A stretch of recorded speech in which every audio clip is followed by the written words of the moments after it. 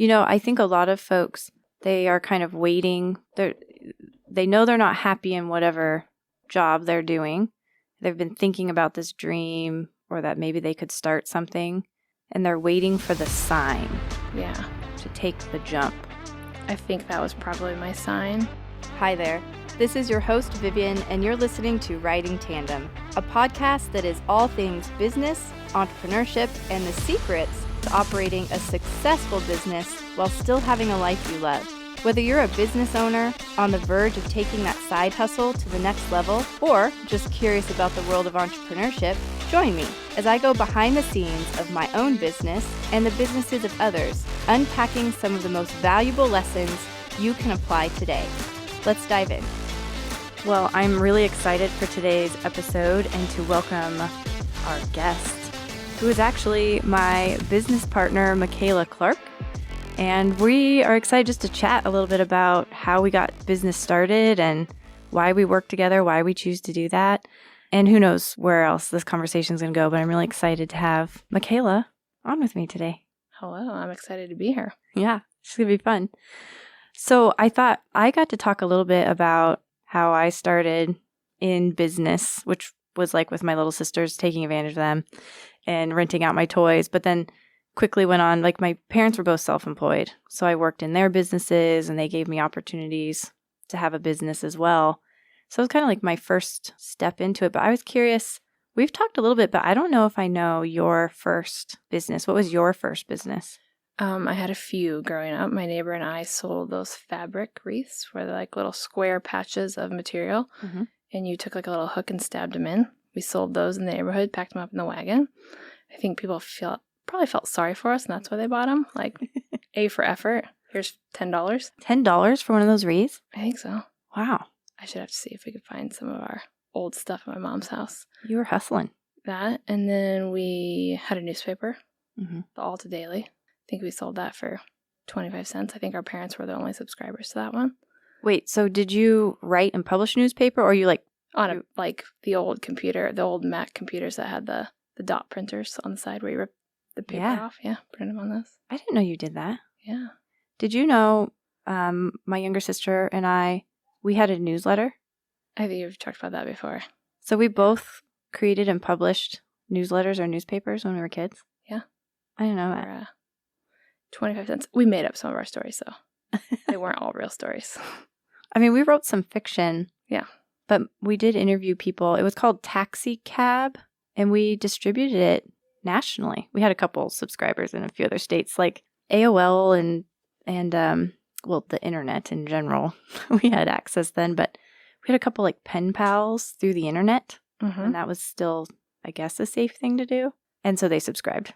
That's nice. Yeah. Pen pals. I had a few of those. I even had a pen pal in Underwood, and I thought it was super far away. Didn't realize it was only 10 miles away.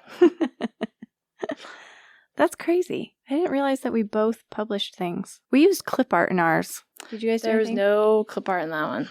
I did use a lot of clip art, though. Yeah. And Comic Sans. Which was cool. That's funny, because now I can't stand that font. Nope, it's awful. So, clip art. We had a clip art book, and then you would like photocopy it, cut it out with scissors, glue, stick it down, and then photocopy again. That's how we did clip art. We did it on the computer. Way cooler. Much more high tech. My dad stayed home, so he needed something to do. Yeah. Okay, so you started pretty young. Yeah. But how did you end up with your first adult business? Well, after photo school, I left and said I was only going to photograph like things I built, wasn't going to photograph people. Mm-hmm. And my mom was like, yeah, good luck with that. Don't really see you making much money doing that. I'd worked for my brother for a long time, bartending, and I always kind of did a little bit of photography on the side, but hadn't really like taken the plunge. Growing up, though, our mom was always like, do what you love. Don't settle for a job. She had a good job, but she couldn't move because of the money. And so she always kind of like beat it into our heads, like, don't do something for the money, do it because you love it, because you want to go to work. And she did not like going to work. Yeah. Like it was like a countdown to retirement. I think a lot of people are that way, don't you? Yeah. And it's not a way to live. I guess not for me. Yeah. I mean, you hear it all the time. They're like, getting ready to live when they retire or do the things they love. But what if you don't make it to retirement? Not to be morbid, but yeah. But truly. Or what if it doesn't work out the way you thought? Yeah. People say that all the time, like, one life to live. Yeah. YOLO. Yeah. I think about that a lot with us owning a business because sometimes it's really hard. For sure. But then I'm like, okay, alternatively, you could be in a cubicle. I could. Losing your mind. Well, and to be fair, I mean, even some folks who own a business, they're maybe not out and about quite as much as we are, but it's still, they love it. What they do, they love. I think it has to fit your personality. Regardless of what I was doing, whether my own business or not, I wouldn't like being contained inside of 4 walls. Yeah. Like I like having the flexibility to be able to do different things and have a variety and diversity.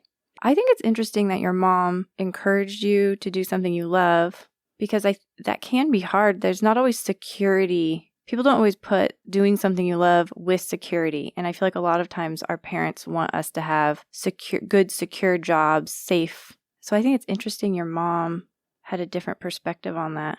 Where do you think she got that? I think she knew she was miserable at her job. I think she also watched my brother take a plunge and a risk, and it worked, knowing he was happier. I think because he spent 3 years doing real estate and didn't love it, and so took the plunge to open up a bar of his own, and it worked. And he was happier. A lot of your siblings, or you have other siblings that own their own businesses? Yes. So older brother has a bar, and then my sister has a salon. And then my little sister manages the bar.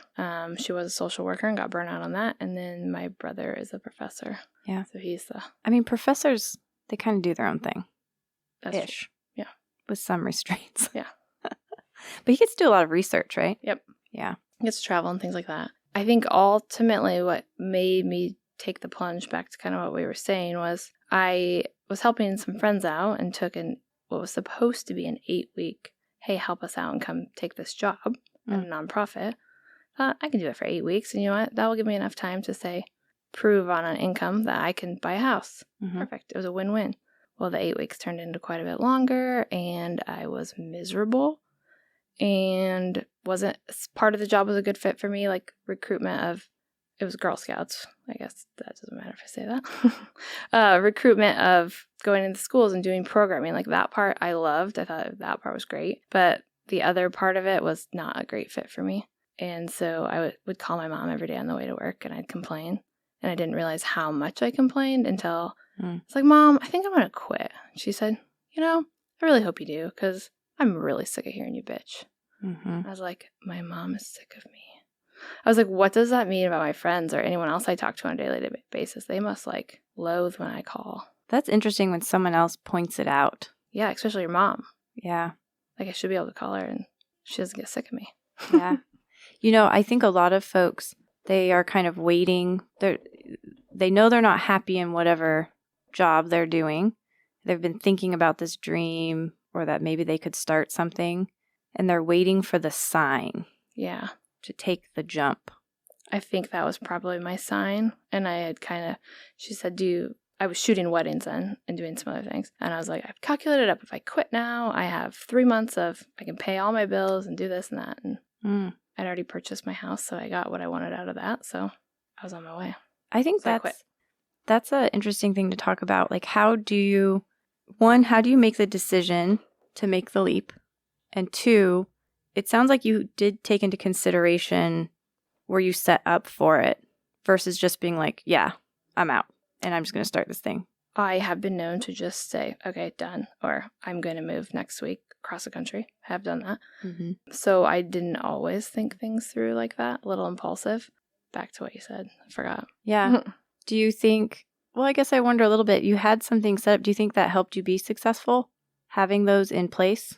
That you had some savings, that you had some things. Oh, let's be clear. I didn't have savings. I knew I had enough contracted work coming in that I was going to be able to pay my bills. Perfect. I am not the planner of the two between Vivian and I. I'm more of things are going to work out. I feel good about it, so let's do it. So I think that we do have a nice balance. Yeah. When it comes to that. That's true. I like, though, that you did have some runway and you did think about it a little bit. Because I know I get asked a lot, how do I decide to make the jump? And I often will lean into, well, Are you feeling the push? Are you miserable with where you're at? Or do you feel really called? Like you just know that you can make a difference or that it's time? Because there's like that feeling piece of it. The moment is here. The moment's now. The opportunity's here. Whatever that is for that person, there's usually this nudge. Mm-hmm. And I think sometimes the nudge is I'm unhappy. I also think sometimes the nudge is I know I can do more, or I know there's this potential. It's not always out of misery that we'll like feel that nudge. But then I think the second piece is, do I know my runway? Do I have a plan? If I have people in my life, do I need to talk with them and see if they're also ready and on board? Do I need their support? Do I not need their support? Do I have the finances to do this? And how long of a runway do I have? Which is exactly what you did. You figured out your numbers and said, okay, if I did this now, I'm projecting, is what you were doing. I'm projecting that I'm going to have the income in this period of time that'll cover my finances. That feels good. Sometimes also I think there's other things that need in place. Like, do I need a building, or do I need an office space, or do I need some software? Do I need a piece of equipment? Do I need to take a class, or do I need to learn something before I feel comfortable?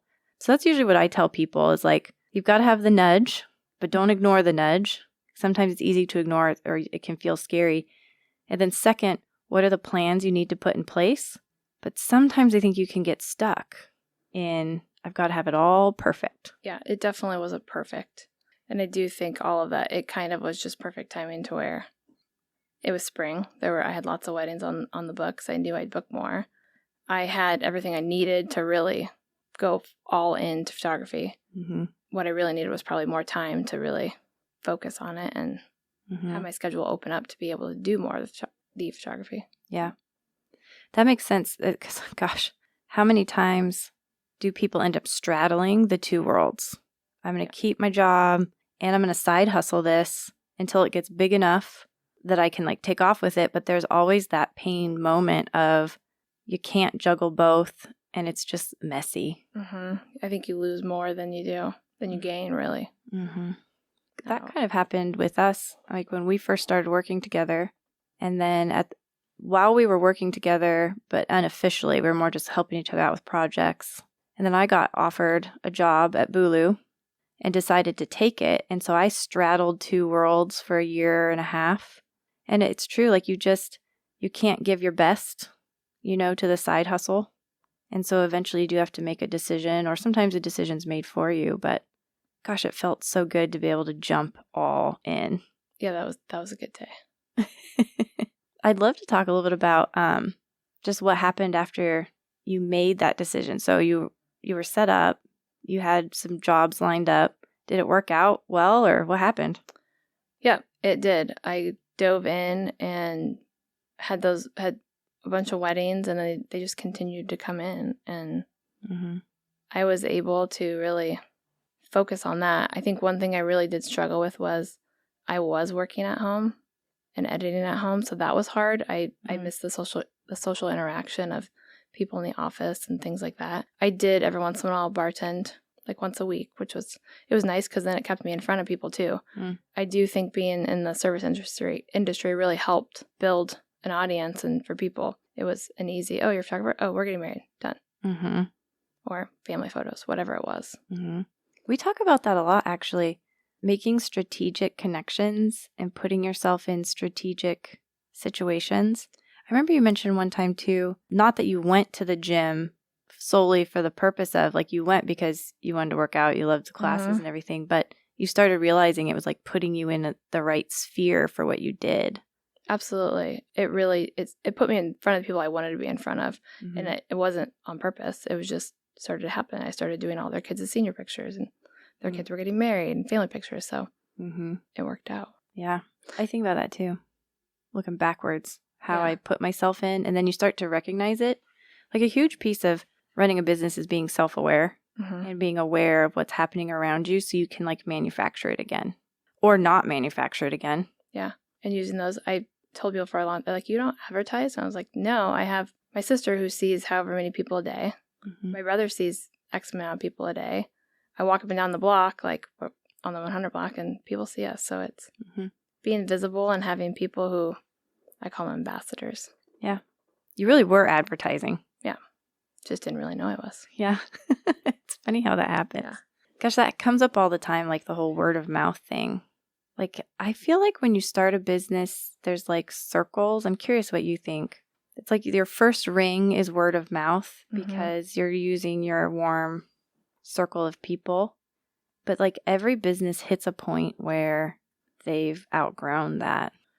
I mean, yeah, for sure. I had to start, it was probably too, like when we started helping each other out more, all my friends were married. So I'd kind of worn that circle out. So it kind of was like, oh, I got to find some more people here. So how am I going to do that? Yeah. And that's when we started doing some Facebook marketing. And we were running ads, some targeted ads, and doing some shows. For sure. Got some print materials together. Like, I think we'd always had a little bit of that, but I think that's when we really started leaning in. Putting it all together, telling the whole story. I mean, that's always been a big thing, is just getting that story out. And when it's your warm circle of people, the storytelling is, you almost miss it because you're just doing it so naturally and they're picking up on it. But when you start telling that story to people who don't know you, they're like the second, third ring. You have to really get intentional about how you tell the story. And knowing, like, who am I trying to attract? That was kind of, before in my warm circle, it could have been, they were over here and over there. No, it was not really one audience. Yeah, getting that honed in. It's so funny. I love to tell people how we met, which I have to giggle about because we just usually, say we met in the dark room, which sounds, I don't know. And then we wonder why people think we're in a relationship together. Yeah. We have been mistaken a couple times as being a official couple. Yes. But just meeting in photo school together, it's so funny how things have come together. Like when we met in photo school, I didn't ever anticipate having a business. I always thought you were really cool, though. I hoped to be in your ring, your sphere, because we didn't have any classes actually together. I didn't have any. No. And you always made such cool artwork. And I remember you building things like you talked about. And I liked to build sets too. We did some cool paper ones. Yeah, those were neat. Those were cool. Sheila Talbotser had us do those projects, I think. I was not in that class. You were in that one? Oh, she was good. I wanted to retake it. You should. I went back and retook classes. Not now. That's too far of a drive. I did go back. Get some good podcast time in on that. Some good listening time. It's true. Yeah. You do need that when you don't. I basically commute 4 minutes to work now. It's like, when do I get to listen to good content? I have about 4 minutes from daycare drop off to the office, and I find myself singing apples and bananas, and then I get almost there and I'm like, man, I could use that 4 minutes a lot better. Yeah. Instead of singing kids' It's songs. just fun to think how that's all come together. And people often will ask us how we created a partnership that has worked so well. And what do you think it is? I think a lot of it, you kind of put the rules in a sense, or like, let's do this for X amount. I think we said a year. We said, let's partner together for a year on certain projects, not even all projects. Yeah. And if it doesn't work after a year, okay. But let's go all in to like make it work and see what happens. I think that was a big part of it. And we do our same page meetings, which I don't think we were doing them then. No, I didn't know anything about them when we first started. No, but we did touch base, like, how's this going for you? Kind of more like honest conversations, I guess. That's huge, right? Yeah. I mean, people will say they talk with their business partner, but it's really, that was one of the things we definitely committed to, was we're going to have honest conversations when we're not upset. Yeah, I have a 24-hour rule that from college. Professor, I don't remember what class it was, but he was basically like, if you don't like your grade, wait 24 hours. Don't email me because I'm not opening it. That's good. Wait 24 hours. The idea being that they look at it and evaluate and go, yeah, maybe I did kind of half-ass this, or, So I kind of take that 24-hour rule because is it really in 24 hours if it doesn't matter? It didn't matter to bring up. Yeah.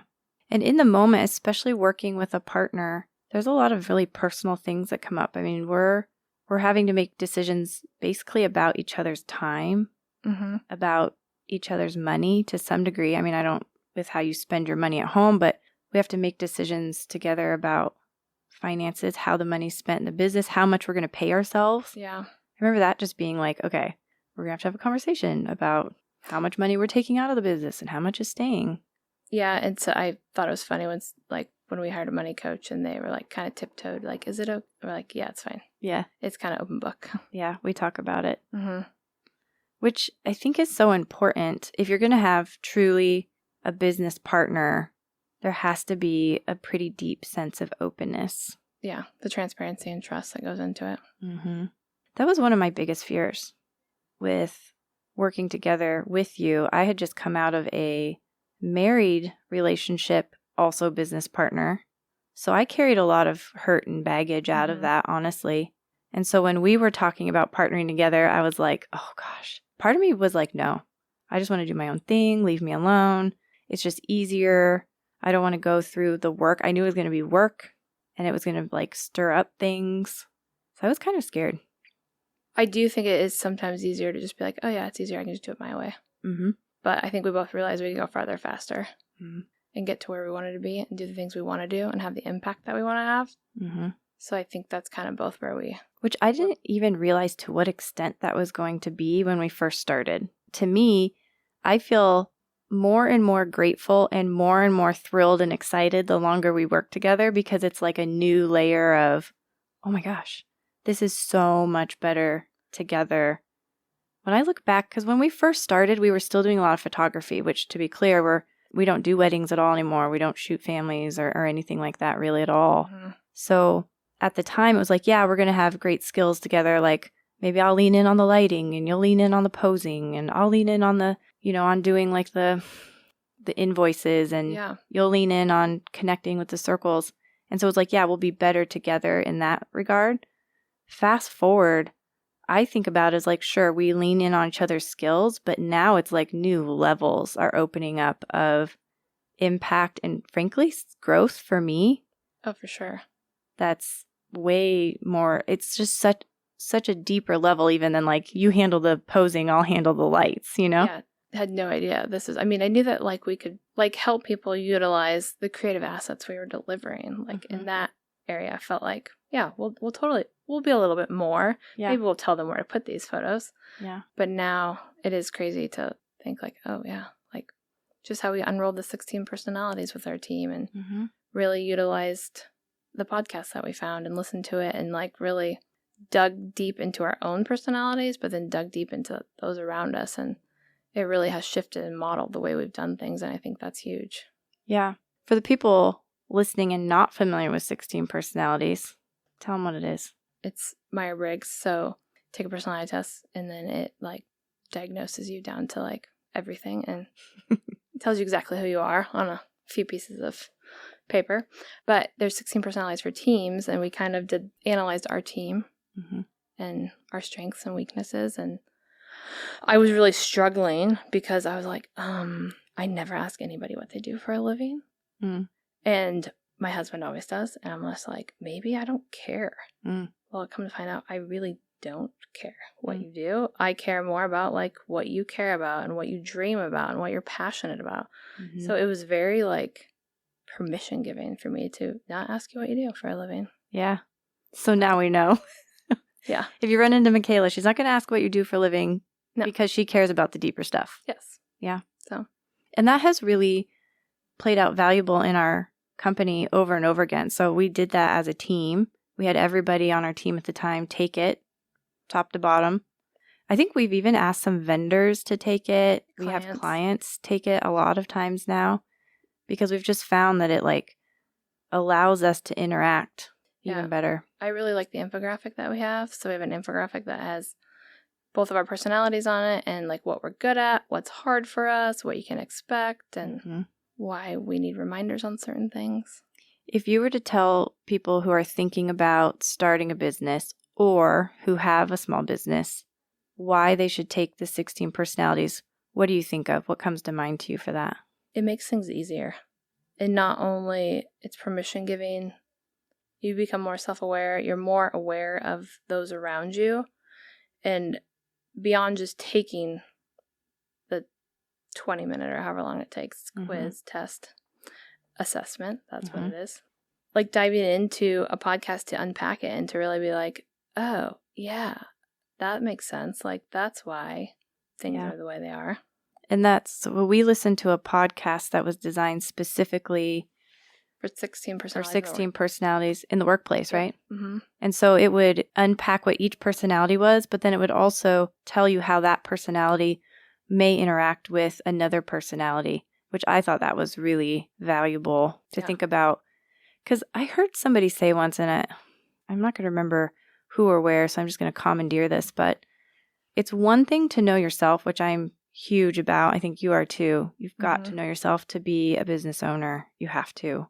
But it's another level to know the other people around you and how to unleash them, how to empower them, how to harness them, how to direct them.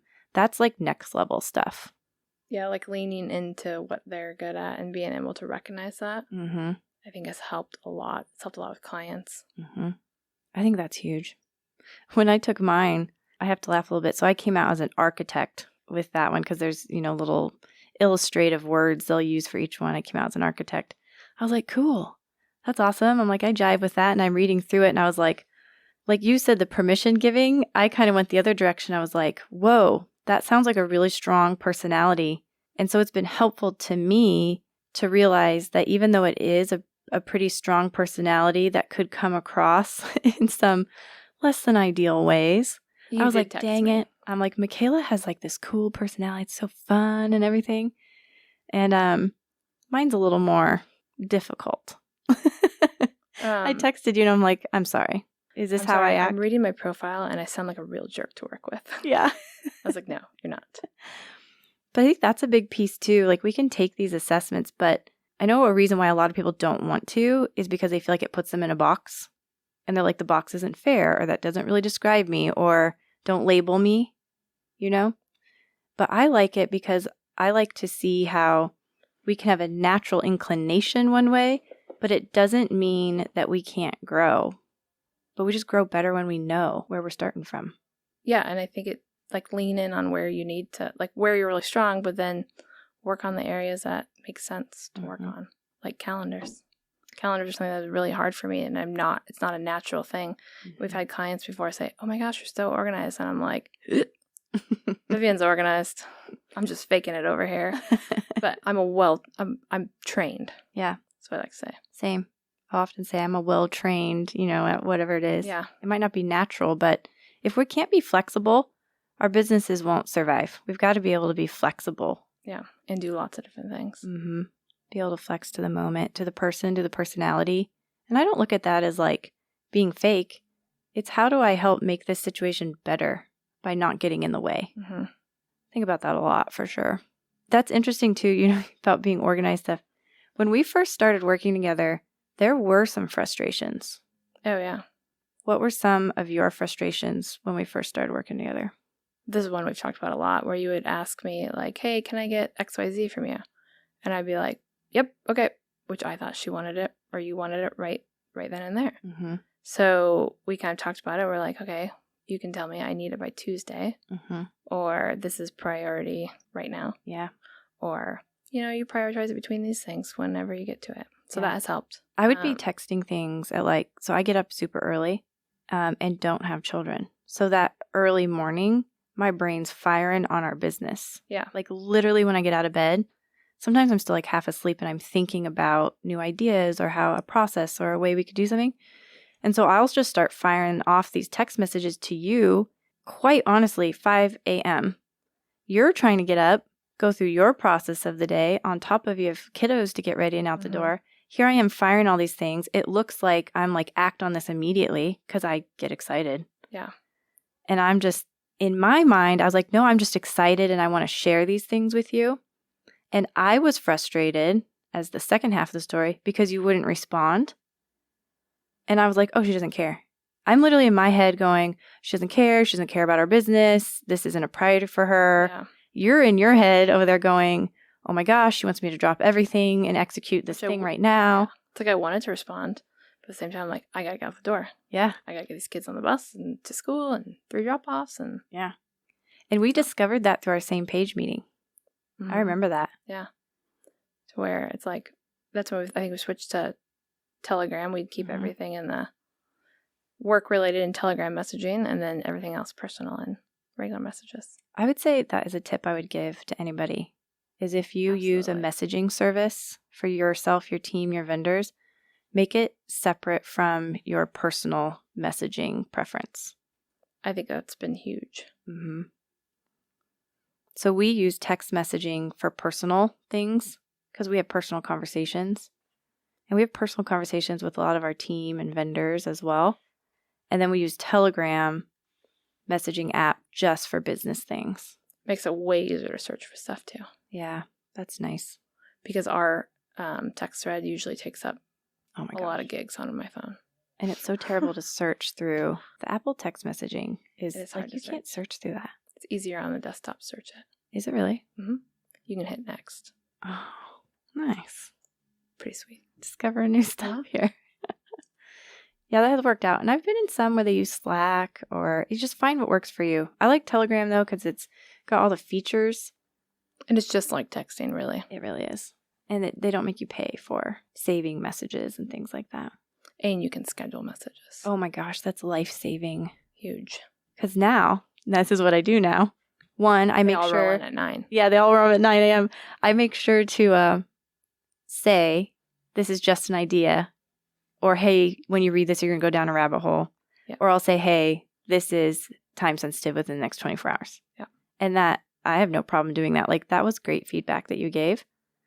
The other one that I thought went well, too, was if you give me an idea and I'm excited about it, I have a hard time getting back on track. Mm-hmm. So if there's like a big thing, you usually wait. You're like, I have something to talk to you about, but I'm going to wait. Mm-hmm. It's kind of like when people say, I have like a cryptic text, which I'm like, don't do that to me. But that's helped. Otherwise, I do go down a rabbit hole and want to know all the things. And yeah, I'm 3 months down the road planning something. Right. It's true. So that's helped. Figuring out communication styles and being willing to be flexible on both sides, where we came, up with Telegram. So I can dump things there at weird hours, or I can schedule things and you don't feel the pressure of I have to look at it till I get to work. Yeah. And that has been super helpful. Yeah.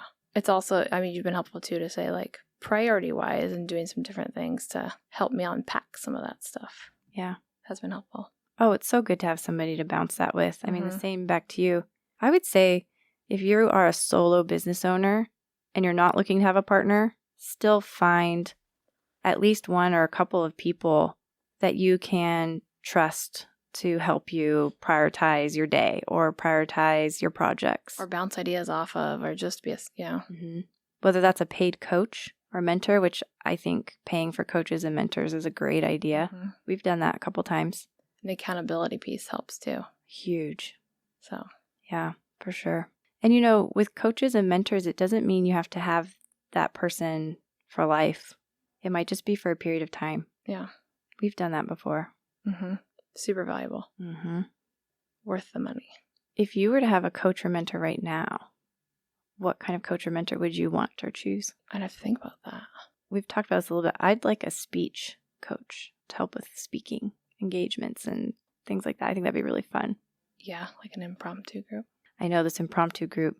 We're just spinning ideas all the time over here. We have too many groups that we want to start. That's the problem with having an entrepreneur mindset. Yeah. How do you prioritize what is worth chasing after and what's not? How do you do that? I think it's helpful that we talk about it once a month. Like, are we still on the same page? Are we both moving in the same direction? That's been helpful.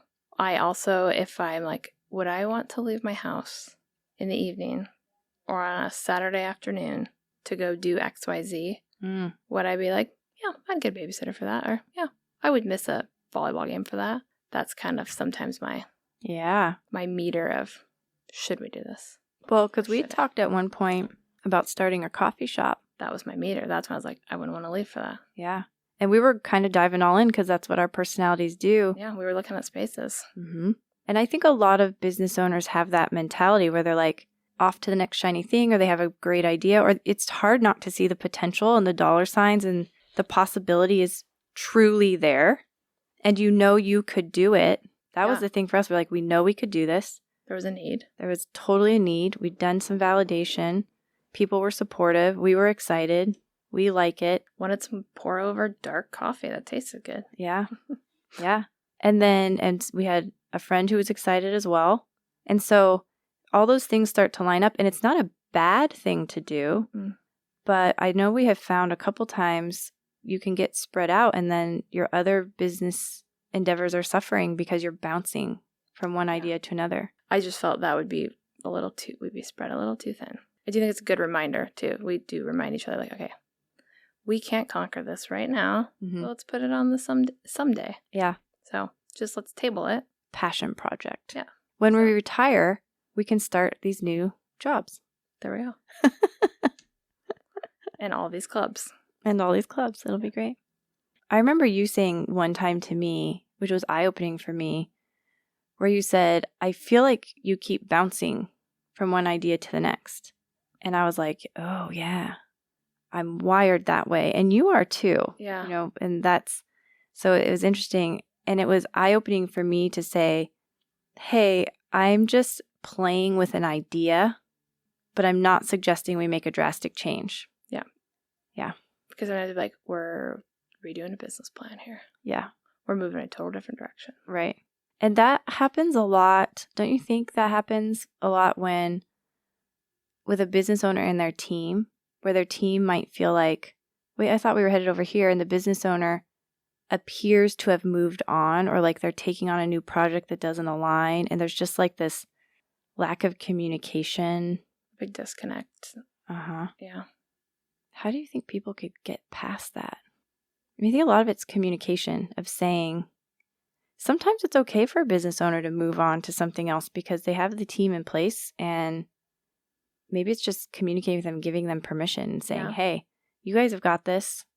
You're managing it. You're in charge of this. I've given you the leadership role. I'm going to go over here and start up something new. And just that people having the confidence that that's okay. Yeah. Confidence and capacity to do it and execute it well. Also, sometimes I think business owners need to just say, this isn't the time. It's a good idea, but we've got to throw that one back over the fence. It's not aligned with our mission. And we've been having those kinds of conversations more and more. And the more we do it, it's painful because I feel like we're peeling things off that we've been attached to or always thought we wanted. But at the same time, as we hone in closer and closer to sort of that thing, it's more rewarding. It's way more rewarding. For sure. But it's been hard to throw some stuff back over the fence and say, no, we don't do that anymore, or that's not aligning, or we're not going to chase that right now because it's not the time. I found it's easier to throw things back over the fence when you say, but here, I can still be helpful and offer you this person, that person as a valuable resource. That's a good tip. I don't like just saying, no, can't do it. Yeah. Bye. Well, it's being a problem solver too, which is one of our core values. Yeah. And keeping it classy. It makes it feel easier to say no. Yeah. When you offer them something of value. What is one of the things, your mom, I think, said, or maybe you say, love your Mondays? Yeah. It's something, so I've done like the career rocket where you go into the schools and talk about what you do, or do like a little setup of like, done a lot of photography and just telling them what it's like, A lot of times they think it's very glamorous and you're just taking pictures all day and don't do anything else. But going in and talking to them about that, and then I have a little video that I just did with it. So like, love your Mondays. But one thing at the end of the day, love your Mondays, because it's always hard. Like, especially when I was single, like on Sundays, everybody was like hanging out, watching football, and they were like dreading going to work. Where I was like, I can't wait. Like, I love getting up on Mondays and being like, yeah, let's do this thing. So love your Mondays is kind of, yeah. And it's probably too because my mom dreaded Sundays. Yeah. Because Monday was coming, and I make it sound like she really, like, that's all she talked about, but it wasn't. The love your Mondays thing definitely is always, when you say that, sticks out to me. I'm like, yes, that's a perfect way of saying it. And if you're not loving your Mondays, even if you're in your business doing something you love, but you're still dreading the Mondays, because I feel like that has happened for me, where I'm like, Case of the Mondays. I do love what we do, but I'm dreading Monday. And then that's been an indication to me of like, why? Like, do you need a reset? Do I need a reset? Do I need a break? Or am I doing things within the business I don't need to be doing? Yeah. Or am I taking things on? Or you're doing things that aren't, like, that are draining you because they're not, like, you have the skills to do them, but you're not finding them rewarding. If you, looking back now on our journey thus far to where we're at in the business, what would you say, like if you were to tell somebody else looking back on that, these were 3 things that I've now learned. What do you think those 3 things would be? Or what are 3 things? They don't have to be the 3 things. I feel like it's a lot of pressure sometimes. I was always nervous to spend money, like on coaching and consulting and just things of that nature. Mm-hmm. So doing that probably sooner, I think would have been more beneficial. I think when you're so close to something, it's so hard to see what everyone else can see. So that's been helpful.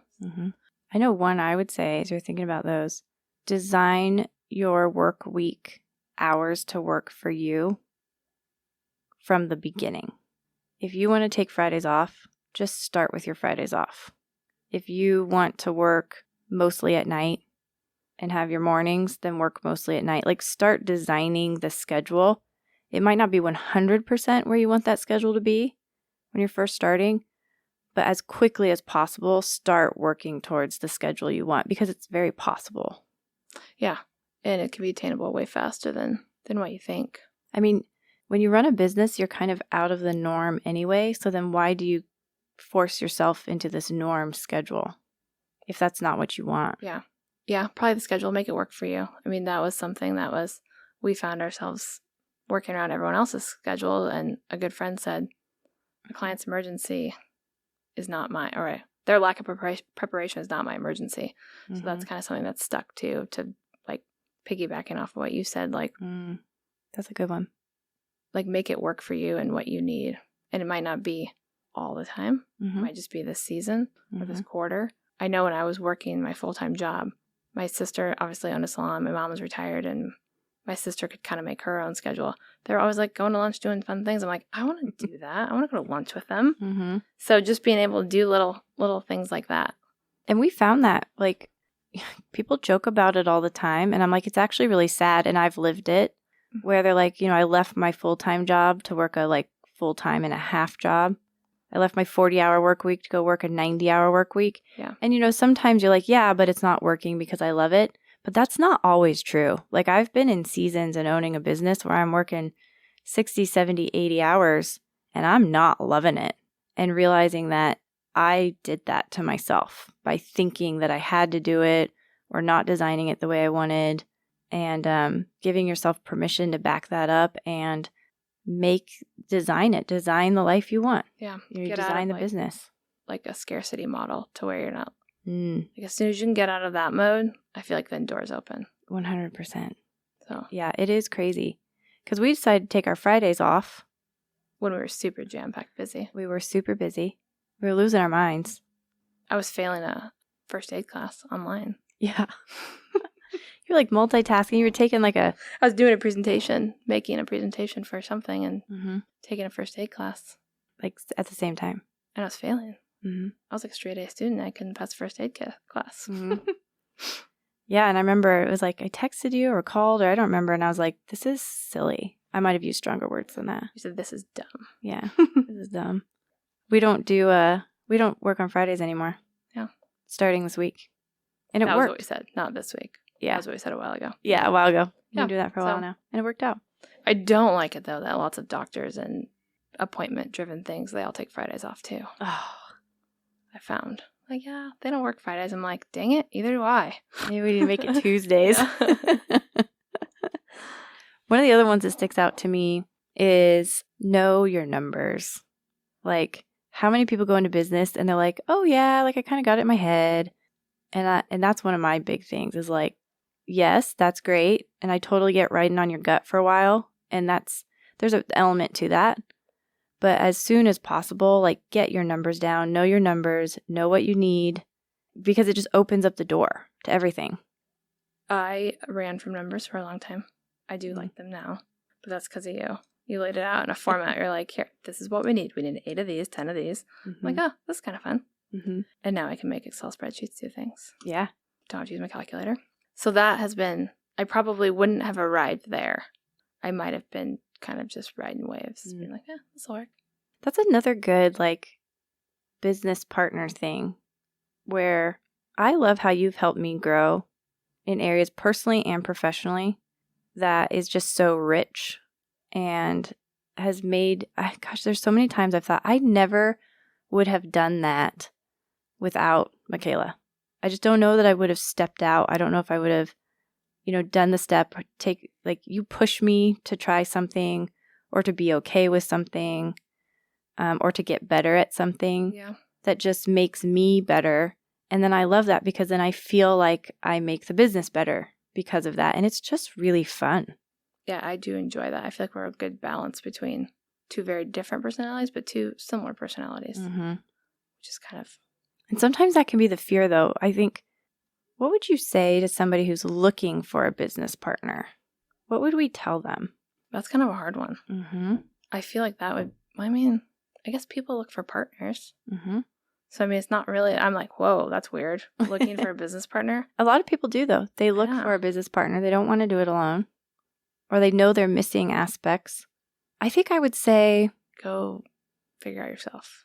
Yeah. Know yourself super well. Or be willing to continually work on it. I think that's true. You got to know yourself. And then I think I would look for somebody who does a good amount of things better than me. Yeah. It's like if you're going to hire somebody to run your, hire someone smarter and better. Yeah. Make sure that I'm bringing to the table something that they can't bring to the table as well as I can, and make sure they're doing the same. That we're sharing that. I think it's easy to look for a carbon copy of yourself. That's what I think I'm trying to say. This is interesting to process out loud. I like this, but I think sometimes we look for a partner where we're like, I just wish there was another one of me. I would clone myself to do more of what I do. I think that's a mentality I probably would have had at one point when I think backwards. I wish I could have another one of me. We've said that too. I wish we could have another one of us, but really. No. We need somebody who's not us, who's better at the things that we're not as good at, and just has a great cultural fit together. Yeah. That's what I think I would say. I agree with you, though. The know yourself is super important. Yeah, and be willing to be flexible. Huge. I'm still over here thinking about the fact that, looking for a business partner, it just is... Because you weren't looking for a business partner. No. And frankly, now that I think about it, I wasn't looking for a business partner either. I remember having conversations when my previous business and that divorce and hence business partner both fell apart. I remember saying, I just want to lone wolf this. But then what ended up happening was I couldn't fulfill some contracts alone. I had to have help. And so I reached out to you and said, will you help me with these? Not thinking it was going to lead to a business partnership. Yeah. But as we worked together, I think we just started recognizing whoa, you're good at this. You're good at this. You really bring this to the table. I think that's maybe something I would say too. When you're looking for a business partner, if possible, don't jump into bed together all in. Yeah. Right off the bat. Figure out a system that works for you to test the waters that's safe and respectful. Yeah, because we just pieced in little by little. I'm like, okay, now we can add this in. And then we were like, okay. We just slowly merge things together and let our other businesses sort of dissolve naturally. Yeah. It's also hard to figure that out, though. And you have to give some things up to do that, which is interesting to think about as well. What you give up to gain, and is that worth it to you? And working through it. Gosh, I think about, you had your name on the business. Yeah. Which I was never really stoked about, so it wasn't So it worked out. Yeah. I just needed business cards to shoot an event. Needed to throw it together. Some people, though, that would be hard. Yeah. No, I wasn't super attached to it. Yeah. So then we just put both our names on that business. Yeah. It worked out. It did work out. I'm glad it has. Yeah. I think it's fun to have conversations like this, too. It is. We're going to have to do this more. So you'll come back onto our podcast again? I'll be a guest again. Oh, awesome. It was kind of funny to chat with you about this. We need to get you on here onto the podcast. I'm like, because it is your podcast too. I'm doing a lot of the hosting, but we work on this together. So yeah, I do like finding the people. And yeah, it's fun. And it's fun to hear from other people how it encourages them. So I'm glad that we're doing it together. Yeah. Awesome. Exciting. Well, I suppose we'll wrap up here for this time, but I think it would be fun just to keep having conversations together. And I'd love to hear from anyone listening, what they would like for us specifically to talk about, for you and I to talk about. I think that'd be cool. So invitation thrown out to connect with us. You can do that through the show notes there. There's contact information there. You can get a hold of me. If you want to get a hold of Machaela, though, specifically, just reach out through that, and we'll make sure you get in touch with her as well if you want to ask her a specific question. You'll answer questions, right? I will. Awesome. Cool. Well, thanks for hopping on. We'll do this again soon. Cool. Thank you. Mm-hmm. Riding Tandem is recorded on location at the studios on South 4th in Council Bluffs, Iowa, in cooperation with Todd Studer Productions.